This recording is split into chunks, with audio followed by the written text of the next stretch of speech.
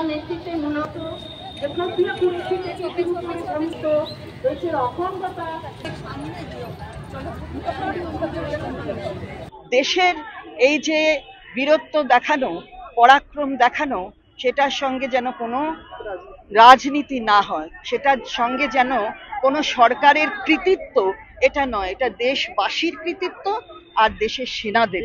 সরকারের সাফল্যের সঙ্গে অপারেশন সিঁদুরের সাফল্য গ্রামে গ্রামে প্রচার করতে বলছেন প্রধানমন্ত্রী। আমি জানি না এই সাফল্য সেনাদের সাফল্য, এর মধ্যে সরকার ছিলই না তো, তাহলে তখন তো দেখেছি আমরা তাদের কাছে কোনো আগাম খবরই ছিল না। কিন্তু আমরা এই নিয়ে আবার নতুন করে কোনো প্রশ্ন তুলতে চাই না। আমরা বলছি যে যেটা করেছে সেনারা সেটা অত্যন্ত প্রশংসনীয় কাজ করেছে। তাদের সাথে যেন আমরা নিজেদের রাজনীতি ছোট গণ্ডি, সেই গণ্ডির মধ্যে তাদের নিয়ে এসে আমরা যেন তাদের অসম্মান না করি। বলছি, রাজস্থান সীমান্তে আজকে প্রধানমন্ত্রী বলছেন যে মোদির শিরায় রক্ত নয়, গরম সিঁদুর বইছে।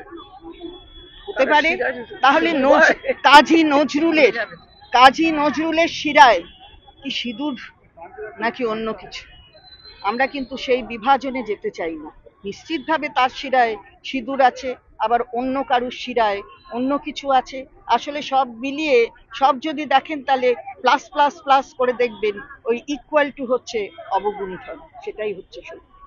যদি আপনি রাজনীতি না করার পরামর্শ দিলেন, কিন্তু আমরা দেখলাম অপারেশন সিঁদুর হওয়ার পর বিজেপি নানান জায়গায় তিরঙ্গা যাত্রা, আজকেও নরেন্দ্র মোদীর অধিকাংশ বক্তব্যে সেই অপারেশন সিঁদুর বলে দিচ্ছেন। হ্যাঁ, তো কি মানে আপনি মধ্যেই তো উত্তর আছে যে রাজনীতি হচ্ছে, রাজনীতি করার কোনো প্রশ্ন আসে, কাজে লাগানো হচ্ছে, এটাই আমাদের বক্তব্য।